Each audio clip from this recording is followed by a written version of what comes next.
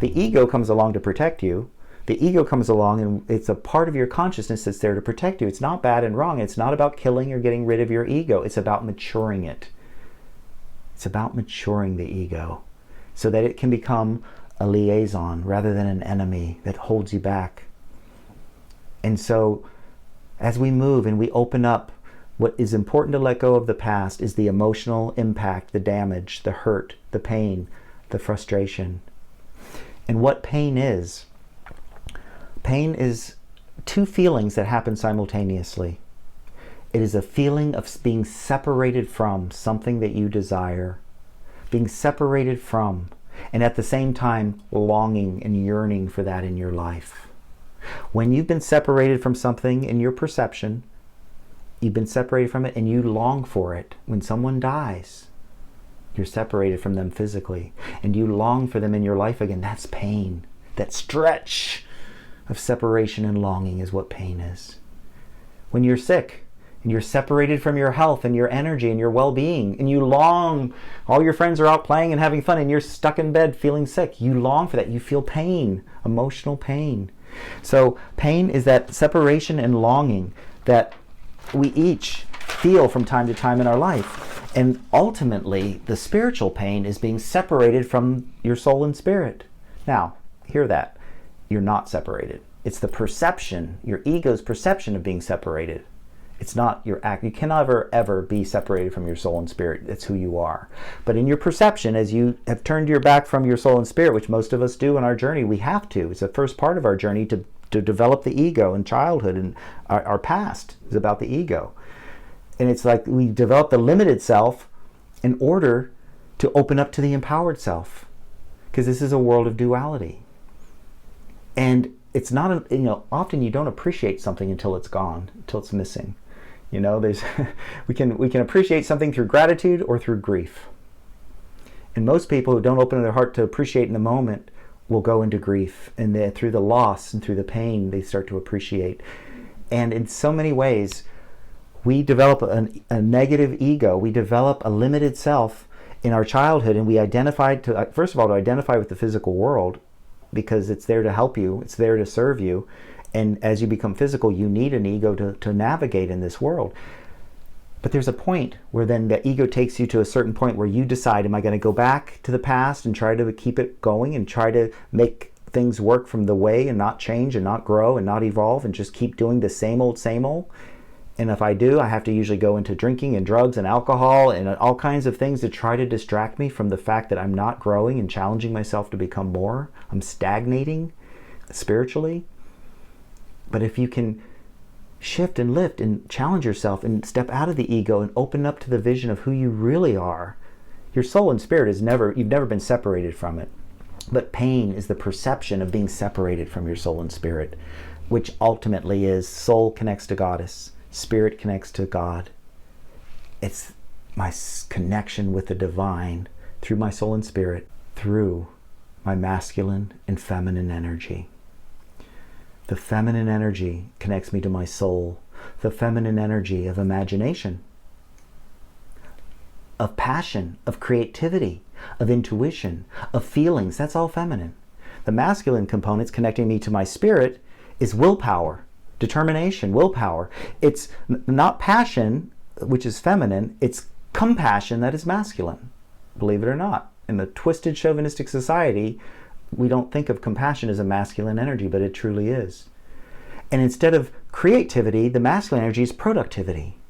To be creative and productive, to be imaginative with a willpower, to be open to my feelings and my thoughts. Thoughts are masculine, feelings are feminine.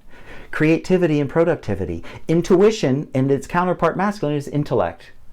It's logic and reason.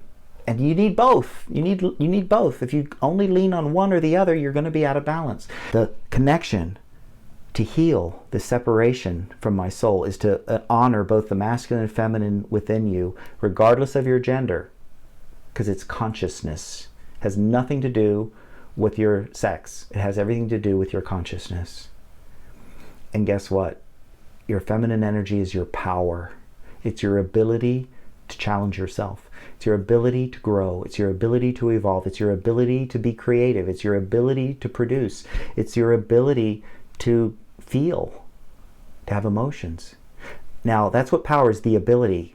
When you take that ability and you take action upon it, masculine energy, that ability becomes, or that power then becomes a strength. Power is feminine, strength is masculine. And as you bring these two together, as you bring the feminine and the masculine, they give birth to wholeness, to oneness. They give birth to the foundation that is the springboard for that empowered destiny, for the springboard that is your empowered future self. And it's so brilliant because as a gay man myself, I hated my feminine energy growing up. Oh my God, it was the problem. Why I didn't fit in? Why I wasn't like my brother? What was wrong with me? And I was called all kinds of names, and I just wanted to be creative. I didn't want to do war and army and go out there and fight with my brother. I wanted to create and produce and have fun and be intuitive and imaginative, and I had a lot of feelings. For a little boy, that was like, what's wrong with you? So what was my greatest liability was my feminine energy has become my greatest strength. As I've learned it, understood it, notice how it connected me to my soul, which I denied by denying my feminine energy. And as I could heal and awaken and heal that part of me, I've given birth to a sense of empowerment that is never felt before in my whole life. And it was a journey of bringing together and wedding that these energies within me, imagination and willpower, creativity and productivity, feelings and thoughts, desire and action. Desire is feminine. When you think about it, gay men, I think they have a lot of passion because they're connected, they're conscious of their feminine energy. And part of our destiny as gay men was to expand the consciousness for the rest of mankind who haven't identified with their own feminine energy. We brought it forward, we brought it into their face, we shared it with them, we helped them to see and understand it. And that's part of our destiny. And it was painful. And we've gone through so much judgment, so much pain. It was my own judgment that was projected into the world. And as I could heal my own judgment and see the beauty and value of my uniqueness and my individuality and how I came here to bring a message into the world, I could use the story of my pain, my little story, which is from the past, bring it into the great work, into the inspiration, into the healing of the planet, which is my soul's story. And I had to make peace with my past. I had to understand, why did I have to go through this? And I used to blame God and blame everything because I didn't have any choice in the matter, so I thought. Well, I didn't on an ego level, but my soul knew exactly what it was doing. My soul chose everything that I needed to go through for the lessons to challenge me to become more and to heal my relationship with the goddess, with my soul, and with my own feminine energy. And as I've healed that, and we live in a world that is chauvinistically dominant masculine energy, I bring in a presence, an energy, a light to help those other men, not by teaching them this, but by just my presence, and also certainly by teaching, but also by my presence. So it's about coming together in healing and balancing yourself and seeing the big picture of why all the things happened in my life for a reason. It wasn't a mistake. And that's when you can lift and shift out of the past, as you can resolve those unfinished emotions and those emotional impact of the past. And I had to do that with my brother, with myself, with my perception of myself. But now I'm in a place where I feel such a strength and power, and I love what I do. I love helping people, and I work with clients, and whatever I'm doing, it's just like I'm so blessed. But it took a lot of time and energy and growth and work to get here. I've reached to a point where I never dreamed possible, where I'd have this sense of connection and peace and this sense of intuition.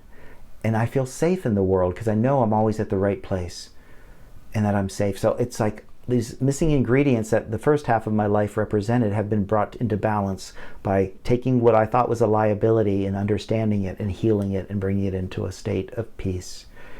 And that's what I encourage this journey of moving from the past into the future, to be willing to take responsibility for everything. I could have blamed lots of things. Myself, I could have blamed other people, but that never ever accomplishes anything. I had to respond. I had to take responsibility. I had to challenge myself to learn and to grow and to understand myself. When I was 16 years old, I was literally in a place that was so frustrating, and I had to open and shift and lift.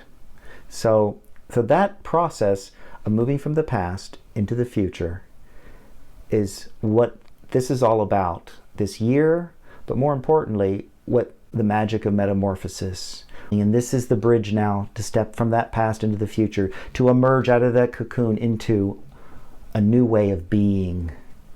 Feminine energy is being. And out of being, you take action, doing, masculine. And then you be and you do, and you balance the masculine and feminine energy. Instead of being powerless, I'm going to be powerful, and my actions are going to reflect it. Instead of being scared and afraid and anxious and upset, I'm going to be at peace and confident and strong, and my actions will come out of that energy. It's such a step that is your next step, so important, so valuable, as we move now into this second decade of this new century, as we move into the decade of transcendence, the 2020 to 2029, the decade of transcendence. And in this year, we began 2021, the year of greater truth and understanding was last year.